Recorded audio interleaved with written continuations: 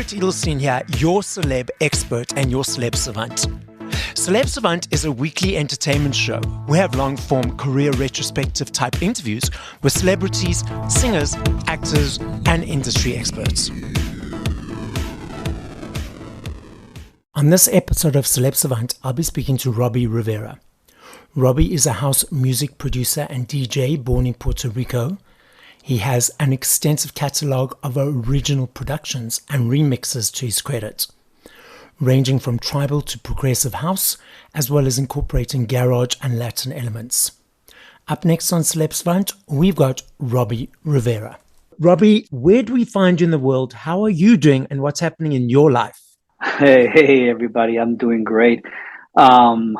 I am in Georgia. I'm about 45 minutes north of Atlanta. It's called Marietta, Georgia, and it's like in the suburbs. And it's a lot of woods, a lot of trees, a lot of wildlife. It's kind of very relaxing. And yeah, I'm just here in my home right now, in my studio. I have a few music productions that I'm working on and remixes. So I'm just, doing what I do every single day, which is make music and do other stuff, run my label, and try to get shows. That's my life. Okay, so let's take it all the way back to the beginning of the Robbie Rivera journey and story in the music business. So I know you've been in the industry a number of years. So the hybrid version of the Robbie Rivera story, what got you into music? How did that happen? And yeah, handing it over to you. Well, I started at a very young age. I grew up in San Juan, Puerto Rico, in the Caribbean, and at a very young age, I saw a DJ. I think I was in sixth grade, which that makes me about 13, I think. And I saw a DJ at my sister's senior prom mixing vinyl together and playing this really cool dance music. And he was mixing it live, and he wasn't like I was sitting right next to him with my parents, and I saw mixing music together flawlessly with no break in the middle. And I was like, wow, this is really cool. And I used to listen to the music on the radio a lot. And the radio, there would always be a break between songs. And I was like, why is this guy playing music and there's no break in the middle? And he's just mixing it perfectly and everybody's enjoying it. And I'm like, I was just intrigued. And I told my mom I wanted to start, buying music and buying vinyl records. And she would take me almost every Friday. She would go out to the shopping mall, to get things, whatever. And then she would drop me off on the music store, and they had like a section for DJs just for vinyl. And in Puerto Rico in those days, that's 1988, all the dance music would come from Europe mostly. So you would get all that European flavor from Spain, from Italy, the UK, and then you would get some of the other dance music from New York, which is more freestyle dance in those days, early CNC Music Factory, for example.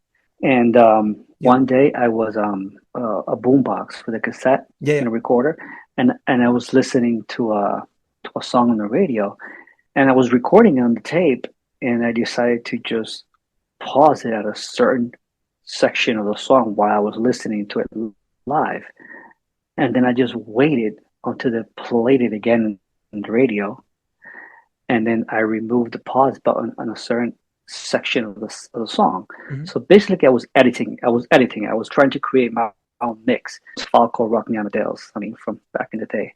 Yeah. That was a song I was trying to repeat some of the sections of the vocal. And I was really young. I was like, I don't know. Yeah, I was 7th grade or whatever. I was like, well, this is really cool. I can make my own edits. I can make my own version because it just sounded cool to me. So I told my mom, can you take me to the music instrument shop, so I can speak to somebody there and tell them the following.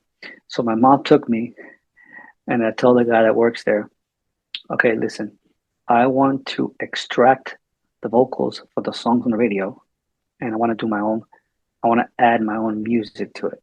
I only had a drum machine that a friend lent me and a reel-to-reel recorder to make editing music. So the guy looks at me in the shop and he tells me, well, you can't do that. You have to get the master recording tape from the original band and go to a recording studio and do all these things. That I was like, what? Oh man, that sounds like a lot of work. All right, so okay, so thank you. And the guy was like laughing, And then when I went home, I just continued learning how to create beats and rhythm on different drum machines that a friend of mine, a neighbor, a good friend of mine, Jorge, that he had all these instruments. I did play live drums, so I had a set of a drum kit in my house plus my turntables and all that stuff. So yeah, so I was like really trying to figure out how to make my own versions, and when it came to DJing, nobody taught me how to mix music. I wanted to get the latest models of the Technics MK12, because those were the best ones, are the ones that everybody used to mix music, and this mixture that everybody used, Numark, and I couldn't afford it. And my parents were like, "Yeah, we're not gonna get you that." So my parents got me the cheapest version of a Hmm. DJ setup, you know, which one of them didn't even have pitch control. So then eventually they got me a better turntable, two turntables, and I was mixing two songs, just playing with them, and suddenly they were both on the same beat. And it was a record, a track from Erasure and a track from New Order, and they Yes. were all perfectly synced together. I'm like, whoa, that's how they do it.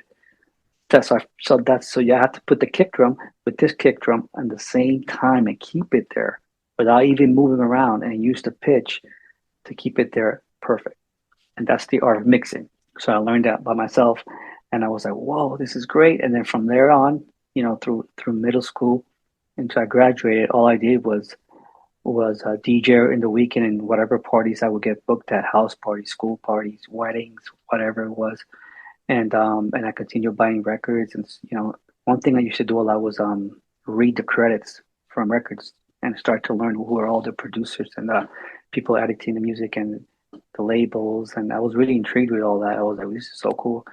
So when I graduated from high school at 17, or I think it was 18, I told my dad I wanted to study music production and studio recording, and I was blessed that my father was able to pay for my school. And he told me, okay, go, I'll send you to production school, and then you have to get a regular GPA at a regular university and get something serious, because, and that's just a hobby in case it doesn't really work out.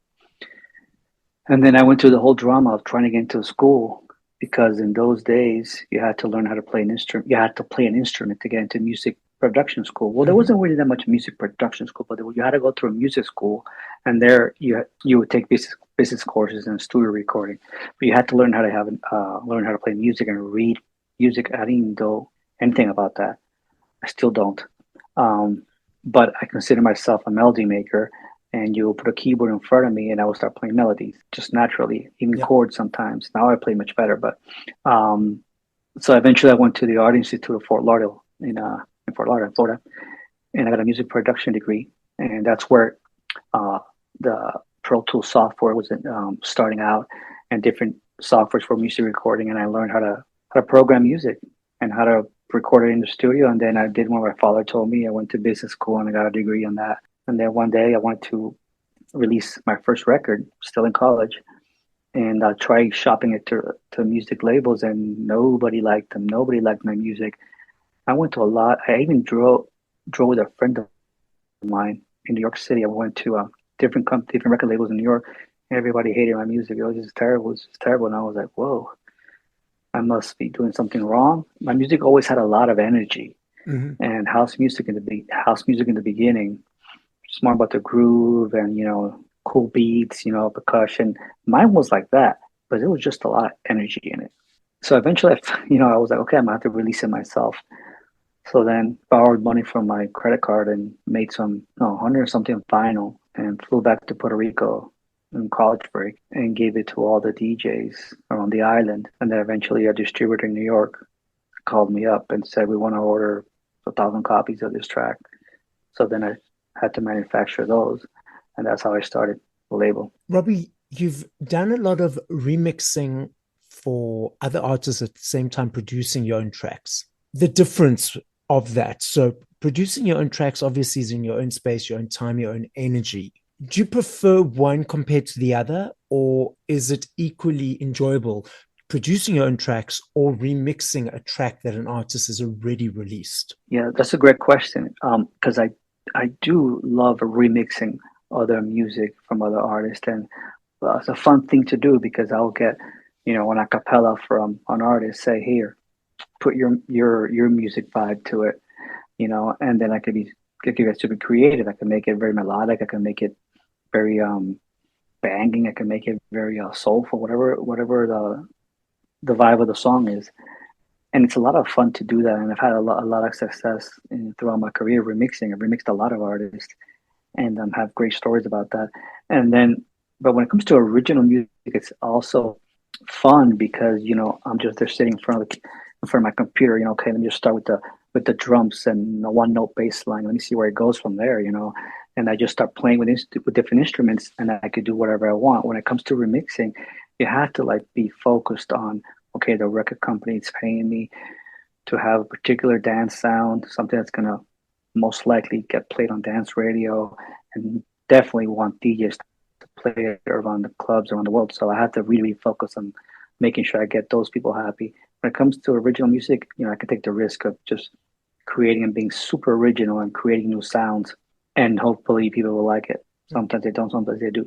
When it comes to remixing for other artists, is it the artists themselves that are involved or the record label, and how much input do either or both of them have in the final remix? Most of I would say 95% of the time is the record label and the manager of the artist. Example, when I remixed Carlos Santana, the label hit me up and they said, look, we have this obviously an amazing guitar riff from Carlos Santana, and we have this hip hopish vocal from Wyclef Jean.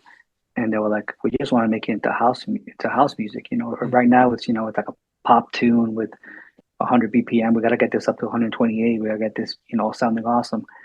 And we heard you could do it, so I'll be like, okay, fine. Look, send me the vocals, send me everything you got. We'll negotiate a deal, and I'll just do it. And rarely does the artist ever come back and say anything.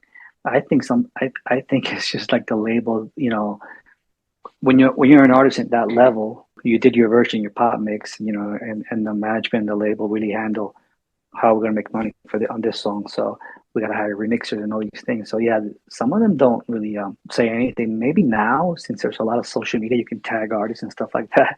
Yeah. Maybe you'll get a reply. But in all the remixes that I've done, I did get a man. It was Madonna and the manager, and they did call me up from a car saying they loved the remix. Who else? I think Ricky Martin once sent via management. The management always said they liked the mix or they hate it or change it up. There's been a few moments where the labels don't like the remix at all, and you have to do it again and redo it again, and sometimes it just doesn't work, or you get into a battle with the singer. I had a situation with Christina Aguilera. She didn't like the way her vocals sound at all, and you get when you're taking a ballad, for example, and you gotta get the ballad and speed it up to house music, it's gonna affect the vocals. And we're talking about the year 2003. So there was the technology now. It's way better. So I remember we had a situation with her vocals, and we had to remove her vocals. And so I like both. And are there any artists that you have yet to remix that you are still on your bucket list? Yeah, of course. Well, it used to be U2, and I got to remix U2. But unfortunately, the remix I did, they did not release it. And this happens a lot in the remix world, and it's very annoying. So they'll hire you to remix the song, they'll pay you, and then they'll say it was just for promotional use. It was just to send it to the DJs. We're not going to put it up on Apple or Spotify or iTunes, whatever. Okay. I'm like, why not? Well, it's already done. So with YouTube, it was like that, and then they allowed me to put it on YouTube. But I was pretty pissed off because I really worked hard on that remix. Bands that I liked, I've always liked the British vocals, like Coldplay. I like Coldplay, those type of sounding vocals. But I love the Killers.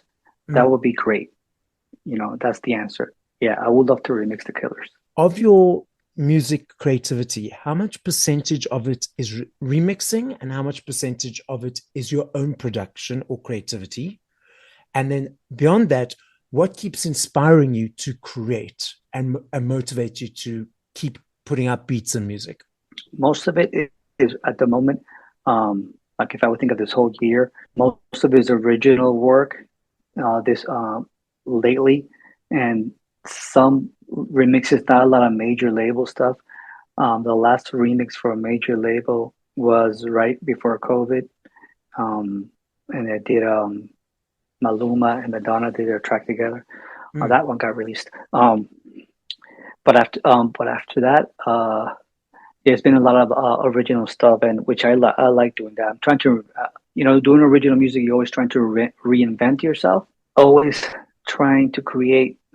You know, obviously, when I was when I started or when my career was taking off, there weren't that many people doing it. Music production, dance music, it was only a few people doing it. Yeah. I mean, a few people, maybe 50 or 100 people.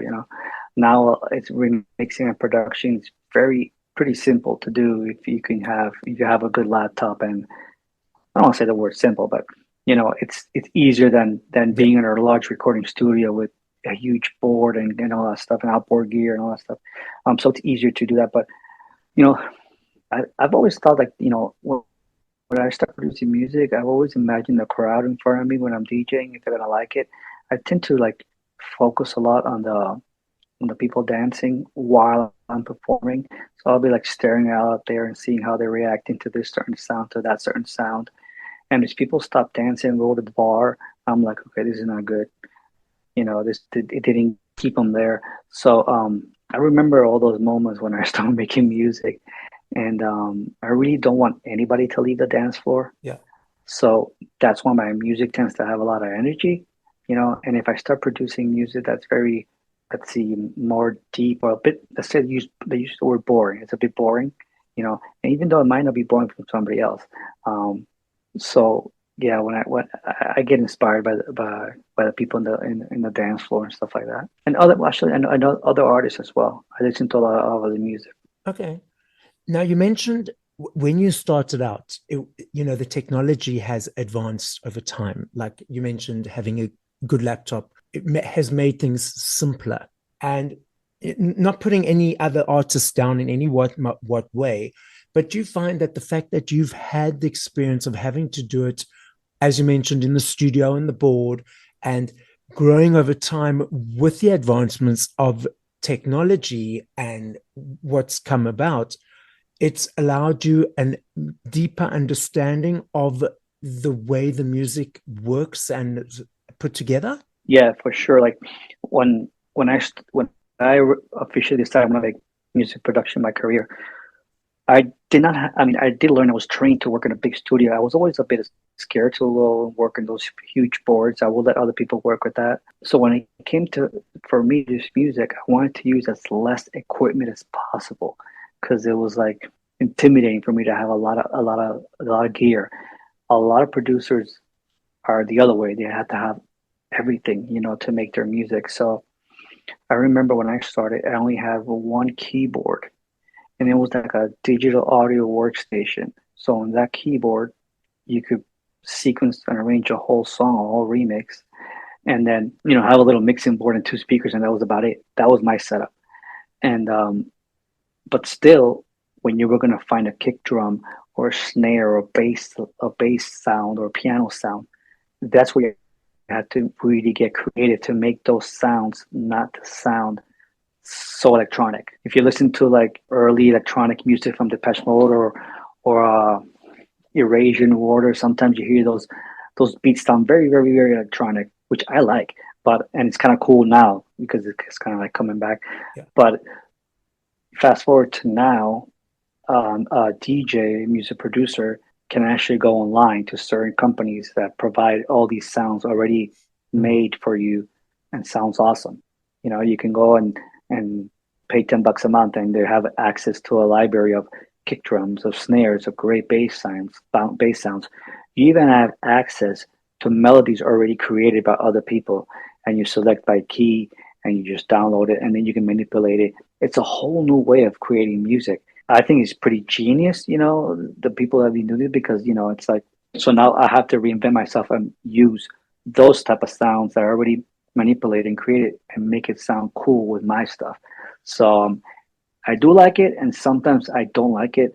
I'm releasing a track called Majestic, and I did not use anything. I went back old school, and I went and I used sounds that were created from the software company. Fresh keyboard, a fresh kick, a fresh bass. I manipulated myself, and it sounds so awesome. I was like, wow, it sounds so clean and loud. It sounds beautiful. And so I had my whole battle with like, should I use that? Should I use that? So, but I do get a lot of demos from producers that use all the stuff that's already created for you, and some of them are really good. But what happens is like a lot of stuff starts sounding the same. Yep. That's what happens. Do you think those people who've only been used to using or creating music through that library of already available sounds and melodies, would they be able to create outside of that, do you feel? Or do you think they're stuck in that comfort zone? That's a great question. Don't know the right answer, but I think that I think some of them don't know how to create music by themselves. They learned only by using other people's created music and put it all together on a brand new sound. And there's an art there, because if you have 20,000 sounds to choose from, and you choose from here, and you put everything together, and you have a production, a song, you can even choose vocals, which is bizarre. I mean, some of them are not that good, but it's just for you to get ideas. So who knows? I mean, I don't know. I get a lot of demos, and I'm like, oh, okay, I've heard that before. I've heard that before. I'm not gonna use it. And if you really want to get technical on this, so in dance music, so many people use these sounds that when you, as a label owner, when you're distributing the music and you put them up on the platforms, for example, YouTube, you need to monetize your song, make some money out of it. But then that percussion loop or that bass sound was used by 20 other artists. Yes. YouTube uses a content ID thing, and it recognizes, oh, you stole this bass line from this guy. I'm like, no, that guy stole it from that guy, and that guy stole it from the actual the company where you bought it. So so now, for example, I did a track and that I did a deal with Spinning Records, which is Warner, and I did it with a friend of mine, and he had used a few loops from that was from the company that created them, and we had to tell Warner these are the exact loops and the exact identification, so when they put it up on YouTube or whatever, it doesn't clash with other people. So that's that. Sometimes I tell artists, man, just don't use anybody. Just try to create your own, so we don't get into that drama. So I'm going to put you on the spot. I love playing this game. A lot of game. people don't know that. I know the answer to this question will be different if I asked you in 5 minutes, 10 minutes tomorrow, or 3 days' time. But if you had to choose 5 songs by other artists that you would play now after this interview, what would those 5 songs be? And by whom? 5 songs from any artist, any genre, any decade. Those 5 go-to tracks. You would just put play, and those would be the 5 that we'll go through. Okay. Well, let's see. New Order, Blue Monday. There's a track that I did called Funkatron that did really well for me, and I still play, and it's been around for over 10 years. So that one I would play. Yeah. This is good. I like this question. Makes me think. Let's see. George Michael, Amazing. I don't know if a lot of people have heard that song, but there's a remix by Full Intention, and it's so good. And I love George Michael. I mean, it's too bad he passed away, because that's an artist I did not get to remix. The Killers, Spaceman. Love that tune. Okay. One more. Pet Shop Boys. Anything from Pet Shop Boys. I'm a huge fan from Pet Shop Boys. Western Girls. Okay. That'll be really cool. That'll be a lot of fun. Maybe I'll get it and they'll listen to this. That was their first single, hey? Western Girls. Yes. That was their first hit. Yeah, it was yeah. That's right. Great tune. That's right. Robbie, the podcast is listened to throughout the world. In fact, the main listening audience is the UK, the USA, Australia, and then South Africa. So as a final message to the listening audience, what would you like to say? Well, I would like to, everybody who's listening, who knows me, obviously, or not, I would like to say thank you for keeping me in the business for such a long time. I've been blessed to do what I wanted to do when I was a little boy, which is to make music and DJ and be able to make a living out of it. It has been very, very awesome. It has been great. There has been very horrible moments as well. But it's something that I love to do. 49 already, I'm still doing it. So thank you so much to for everybody who's kept my career going. I appreciate it.